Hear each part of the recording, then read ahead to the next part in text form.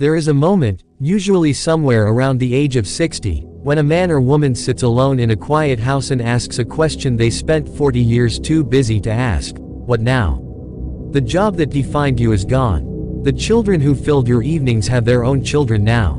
The calendar that once controlled your every hour is suddenly terrifyingly empty. Most people fill that emptiness with television, worry, and slow decline. But a small number of people do something different. They grow younger, not in body, time is undefeated there, but in mind, in spirit, in the sharpness of their eyes when they speak. And the secret they discovered is not a supplement, not a diet, not a miracle. It is something the Stoics understood 2,000 years ago. How you spend your hands and your attention in the second half of life determines whether you decay or whether you flourish. Today, we uncover the 5 retirement hobbies that the ancient Stoics, Marcus Aurelius, Seneca, and Epictetus, would have approved of. Habits that do not just pass the time, but actively rebuild the mind, the body, and the soul after 60. Stay until the end, because the 5th hobby is the one almost nobody talks about, and it might be the most important one of all. Welcome back to the Stoics Comeback, the home for timeless philosophy applied to modern life.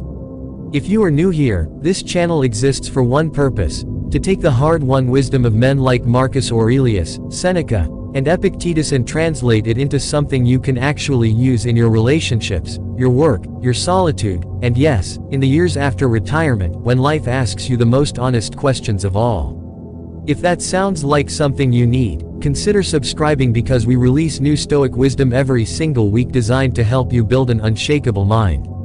The real problem with retirement. Let's be honest about something most retirement articles won't tell you. Retirement is sold to us as a reward. 40, 50 years of labor and finally rest. A permanent vacation, golf in the morning, grandchildren in the afternoon, silence in the evening. And for the first few months, it does feel like a reward. But ask anyone who has actually lived through it and they'll tell you something different happens around month 4 or 5. The golf gets boring. The grandchildren go home. The silence, which once sounded like peace, starts to sound like something else entirely. It starts to sound like absence. The Roman Stoics had a phrase for the danger hiding inside idle time. Odium sine literis mors est. Leisure without purpose is a kind of death. Seneca wrote those words to a friend nearly 2,000 years ago, warning him that rest without direction doesn't restore a person. It slowly erodes them. The mind, like an unused muscle, does not simply pause when you stop challenging it. It atrophies. This is why the statistics around retirement are so sobering. Multiple studies over the last 20 years have found a measurable increase in cognitive decline, depression, and even mortality risk in the years immediately following retirement, especially for people who retire from something without retiring to something. The body may have decades of life left in it, but without a reason to rise each morning, something in the mind quietly gives up. The Stoics would not have been surprised by this. They believed that human beings are not built for idleness. We are built for function. Marcus Aurelius, the philosopher emperor of Rome, wrote in his private journal, the book we now call Meditations, that a human being who is not doing the work proper to a human being is like an eye that has closed itself off from seeing, or a hand that has been cut from the body it belongs to. Purpose isn't a luxury for the Stoics. It's oxygen. So the question this video answers is not, how do I fill my time after 60? The question is much bigger and much more interesting. How do I choose activities that don't just fill time, but actively cultivate wisdom, virtue, and vitality in the years that matter most? Because here's the truth almost nobody says out loud. The 7, 8, 9 hours a day you now have that you didn't have before, that is not empty space to be feared. That is the largest gift of freedom you have been given since childhood. The Stoics would tell you that how you fill it is not a small decision. It is in many ways the final test of the character you spent a lifetime building. So let's walk through the 5 hobbies rooted in ancient Stoic wisdom, backed by what we now understand about aging, the brain, and the human need for purpose, that don't just keep you busy after 60. They keep you young. And I want you to do something as we go through this list. In the comments below, tell me which one of these 5 you already do, and which one surprises you. I read every comment, and some of the most powerful stories on this channel come from people exactly like you, sharing exactly how they rebuilt their life after loss, after retirement, after the world told them their most useful years were behind them. They were wrong. Let's begin. Hobby number 1. The discipline of walking with attention. The first hobby is the simplest, and for that reason, the most underestimated. Walking. Not walking as exercise, though the physical benefit is real and well documented. Improved cardiovascular health, better balance, reduced fall risk, stronger bones. Every physician on earth will tell you to walk. But the Stoics understood something deeper about walking that modern fitness culture has almost entirely forgotten. Walking done correctly is a practice of attention. Marcus Aurelius ruled the largest empire on earth, and yet some of the most important lines in Meditations were almost certainly composed in his mind while walking the frontier camps of the Danube, observing the natural world around him, the shape of clouds, the behavior of animals, the turning of the seasons. He wrote that nature does nothing without purpose, and that a mind trained to notice the world becomes a mind that is harder to disturb, harder to frighten, harder to bore. Here is the exercise, and I want you to actually try this, not just hear about it. The next time you walk, whether it's around your block, through a park, or along a trail, leave your phone in your pocket. Don't listen to a podcast. Don't listen to music. Walk in silence, and give yourself one simple task. Name in your mind 5 things you notice that you have never noticed before. The color of a particular leaf. The sound a certain bird makes. The way the light hits a fence at that hour of the morning. This sounds almost too simple to matter. But this is precisely the kind of practice the Stoics called prosoche, sustained attention, and it is one of the most powerful tools we have for keeping an aging mind sharp. Neuroscience backs this up in ways the Stoics could never have proven but clearly intuited. Novel sensory input, new sights, new sounds, new textures of experience, stimulates neurogenesis, the growth of new neural pathways, particularly in the hippocampus, the part of the brain most associated with memory. A walk on the same treadmill, staring at the same wall, does very little for this. A walk where the mind is actively searching, actively noticing, actively alive to its surroundings, does a great deal. There's a story I think about often, about a retired school teacher. We'll call her Eleanor, because her real story was shared with me by a viewer of this very channel. She retired at 62 after 38 years teaching elementary school. Within a year, she told her daughter she felt like she was disappearing. Her memory felt foggier. Her mood was flat. Her daughter, worried, encouraged her to start walking every morning and gave her one rule. No phone, no music, just walking and looking. Eleanor resisted at first. It felt pointless, almost silly. But she kept at it because her daughter asked her to. 3 months later, she told her daughter something remarkable. She said the walk had become the best part of her day, not because of the exercise, but because she had started noticing things again. The specific way frost formed on a particular hedge, the return of a robin's nest each spring. She said it was the first time since retiring that she felt curious about anything. That is the Stoic secret hiding inside something as ordinary as walking. It is not about the steps. It is about training the mind to stay awake to the world instead of sleepwalking through the remaining decades of a life. If this idea resonates with you, the idea that small, deliberate daily practices can rebuild a mind that felt like it was fading, do me a favor and hit the like button right now. It genuinely helps this channel reach more people who need to hear exactly this. Hobby number 2, reading as conversation with the dead. Now let's move to the second hobby, and this one was arguably Seneca's favorite discipline of all. Reading, but not the way most people do it.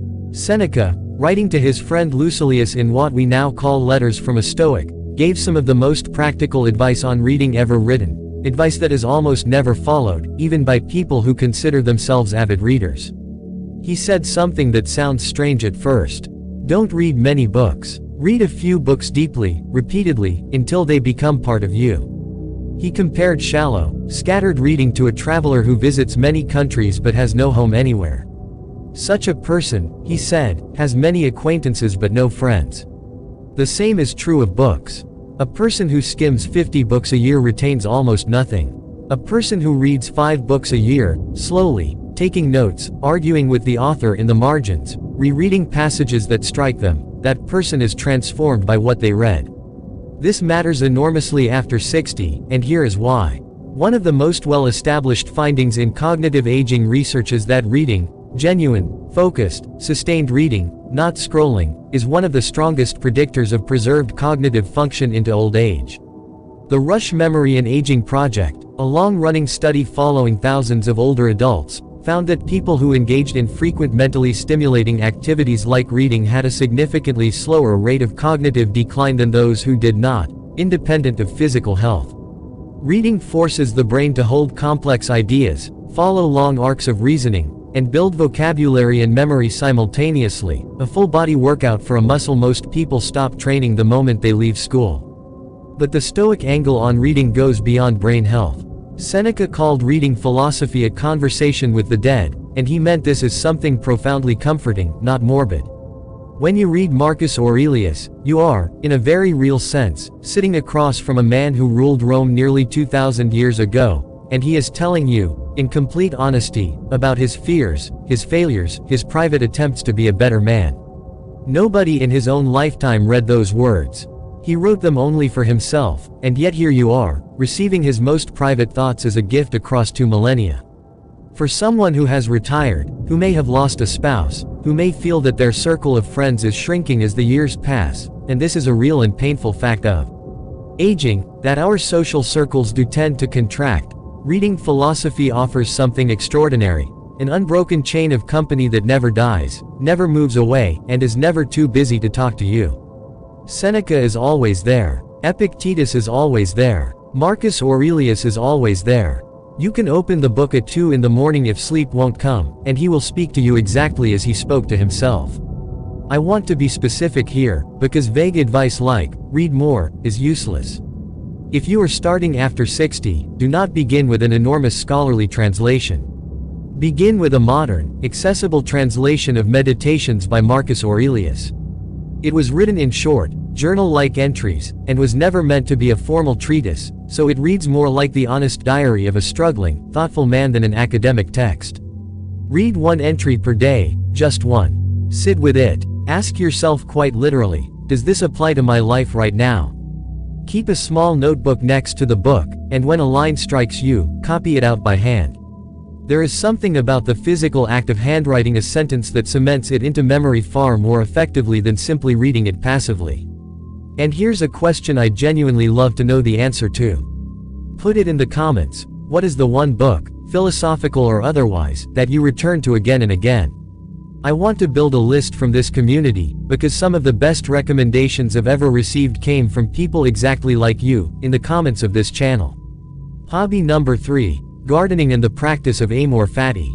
Now, from the life of the mind, let's move our hands into the soil, because the third hobby was one that both Cicero and the Stoics considered essential to a well-ordered old age.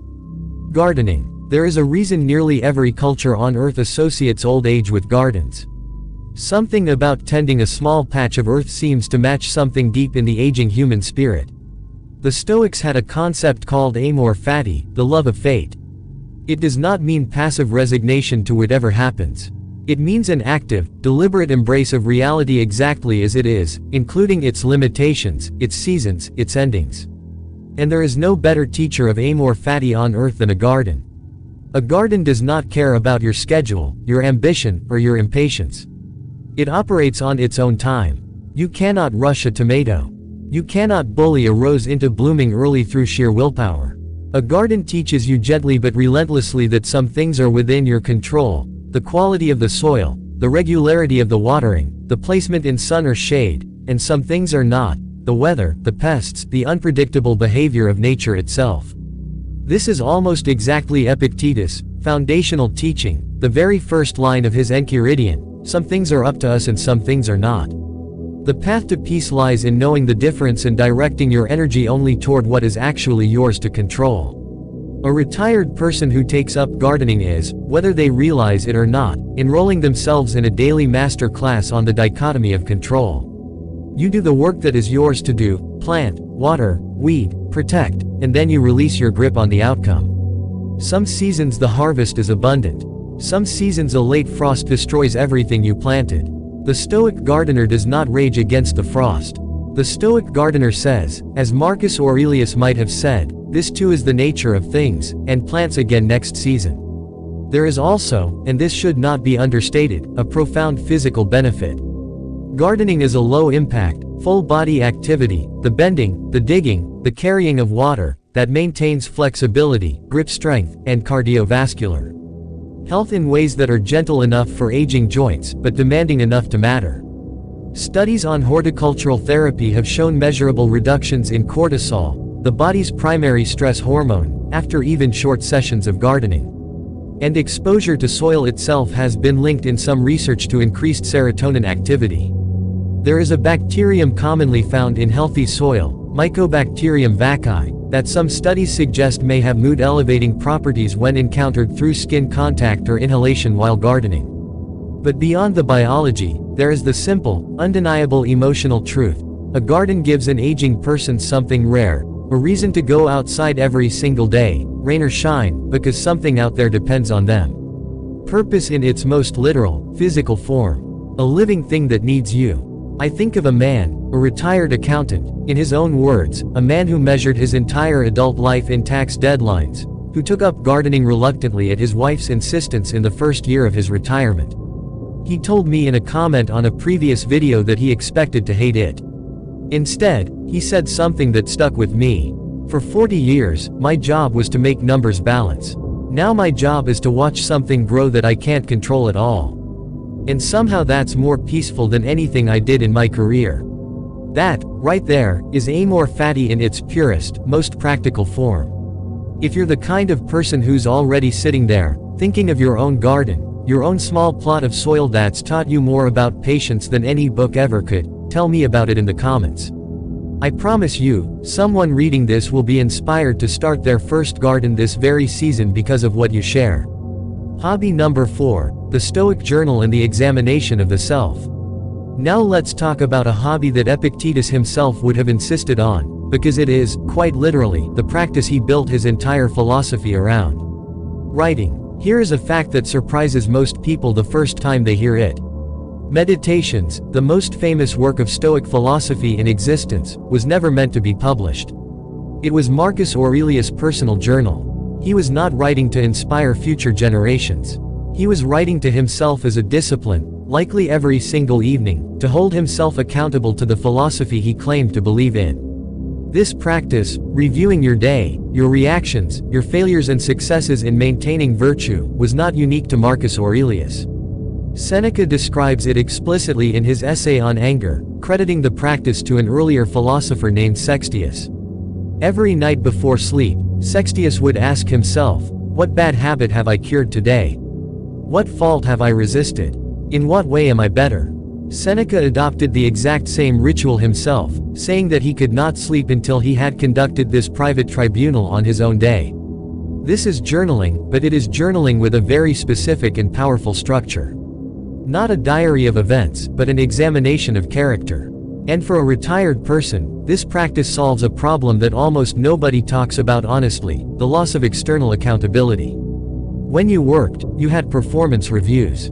You had a boss, a schedule, deadlines, colleagues who noticed if you slipped. Retirement removes almost all external structure. And for many people, this creates a quiet, creeping laziness, not out of weakness, but simply because the scaffolding that used to hold discipline in place is gone. Stoic journaling rebuilds that scaffolding. Except now, you are your own boss, your own reviewer, your own source of accountability. Here is a simple structure you can start tonight, and I genuinely encourage you to try this rather than just filing it away as an interesting idea. Get a plain notebook, nothing fancy. The Stoics were suspicious of excessive luxury, even in their tools of virtue. Each night, write 3 short answers. First, what did I do well today? Not accomplishments in the world's terms, but moments where I responded with patience, courage, or self-control when it would have been easier not to. Second, where did I fail?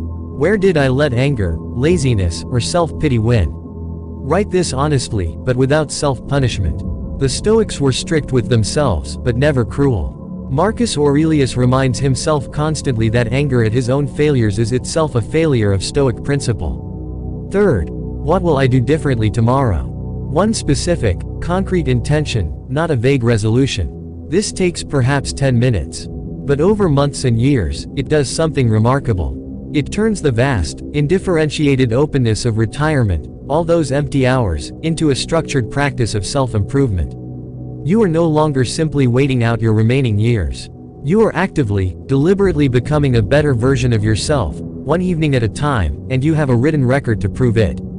There's an additional benefit here that's rarely discussed. The act of handwriting itself, done regularly, is a fine motor skill that keeps the connections between brain and hand active, a small but real defense against the kind of cognitive and motor decline that comes from disuse. But the deeper gift is psychological. A person who journals in this Stoic mode after 60 tends to report something researchers call generativity, the sense that one's life is still contributing, still growing, still oriented towards something beyond mere survival. Erik Erikson, the psychologist who studied stages of adult development, identified generativity versus stagnation as the central psychological struggle of later adulthood. The Stoic journal is, in effect, a nightly weapon against stagnation. I'll ask you directly, have you ever kept a journal, even briefly? If you have, or if tonight is the night you start, I would love to hear about it in the comments below. And if this video is giving you real, usable tools rather than just vague inspiration, this is exactly the moment to subscribe, because we build entire practical frameworks like this one every week on this channel. Hobby number 5, mentorship and the Stoic duty to others. We've covered the body in motion, the mind in reading, the hands in soil, and the self in reflection. Now hobby number 5 turns outward towards something the Stoics considered one of the highest duties of a well-lived life. Teaching what you know to someone else. Mentorship. The Stoics did not believe in a philosophy of pure self-improvement, isolated from the world. This is one of the most commonly misunderstood aspects of Stoicism in modern culture. People often imagine it as a kind of emotional armor, a way to withdraw and become untouchable. But the actual Stoics believed the opposite. They believed human beings are, in Marcus Aurelius' words, made for cooperation, the way the upper and lower rows of teeth are made to work together. A life lived only for yourself, cut off from contributing to others, was for the Stoics a life only half lived. This is why mentorship belongs on this list, and why it may be the single most underrated retirement activity that exists. After 60, most people have accumulated decades of hard-won, specific knowledge. Knowledge about a trade, a craft, a way of navigating hardship, a way of raising children, a way of running a business, a way of making money. And in most cases, that knowledge is sitting inside their head, slowly fading, never being passed on. Mentorship changes that. It is, in its purest form, the act of giving away what you know, not because you are paid, not because you are required to, but because the knowledge itself has value and deserves to survive beyond you. There is a profound Stoic principle at work here. Epictetus taught that the only true possession you have is your character and your choices. Everything else, your money, your reputation, your body, can be taken from you. But when you teach someone something, you are leaving a mark on their character and their choices. You are shaping another human being's relationship with reality. That is immortality of a kind the Stoics respected far more than fame or legacy. And there is an equally profound benefit for the mentor. The act of teaching forces you to organize your own thoughts, articulate your own wisdom, and see your own life experience from a fresh perspective. It keeps your mind engaged and flexible. It connects you with younger people who bring energy and new ideas into your life. It prevents the social isolation that is one of the greatest dangers of old age. One of the most beautiful comments I ever received on this channel was from a woman named Margaret. She was a retired nurse, 47 years in emergency medicine. She wrote that after she retired, she felt useless, like her skills had just vanished into thin air. She started volunteering at a community health center, teaching basic first aid to young parents. She said it gave her more purpose than anything she had done in the final 10 years of her career. She ended her comment with a line that has stayed with me ever since: I spent my life healing bodies. Now I spend my retirement teaching people how to keep their own bodies safe. It's the same work, but the meaning is even bigger. That is the Stoic duty to others. And it is available to anyone, regardless of what career they had. Your knowledge does not have to be professional. It can be about cooking, gardening, woodworking, financial literacy, raising children, dealing with grief, staying married for 50 years. Whatever you have learned, someone younger is desperate to learn it. Here is a practical exercise. Before the end of this week, write down 3 things you know that most people your grandchildren's age do not know. Not, I know how to fix a car, though that counts, but deeper knowledge. What have you learned about human nature? About persistence? About heartbreak? About joy? Then ask yourself, who could I teach this to? If you've already done this, if you've mentored someone, please tell us in the comments. Tell us what you taught and what it gave you. I promise you, someone reading your story will be inspired to do the same. The hidden 5th hobby. Now, I want to share something important. Many retirement articles will give you a list like the one I just shared: walking, reading, gardening, journaling, mentoring. And all of those are good. They are valuable. The Stoics would approve of every single one. But there is a 5th hobby that almost nobody talks about. And it might be the most important one of all. Silence. Not the silence of loneliness, not the silence of boredom, not the silence of the television turned off while the mind still chatters endlessly. I mean the deliberate, disciplined practice of sitting in stillness and being fully present with yourself. The Stoics had a concept called hesychia, a kind of inner quiet that the mind can retreat to, no matter what is happening outside. Epictetus talked about having a small interior fortress where no noise can reach you. Marcus Aurelius wrote of the mind's ability to quiet itself, to pull back from the chaos of the world and find a place of untouchable peace. Modern culture is terrified of silence. We fill every moment with noise, podcasts, music, television, social media, because we have never learned to be comfortable alone with our own thoughts. After 60, when the external demands of life diminish, the silence can feel unbearable. But the Stoics would say this is exactly the wrong approach. Silence is not the enemy. It is the teacher. The practice is simple, but it is not easy. And I want you to know that going in. If you try this once and find it uncomfortable, that is normal. That is not a sign that something is wrong with you. It is a sign that you are out of practice with yourself. Here is the exercise. Set aside 15 minutes each day. It can be morning, evening, any time. Sit in a chair, not on your bed, not in a position where you might fall asleep. Sit upright, feet on the floor, hands resting comfortably.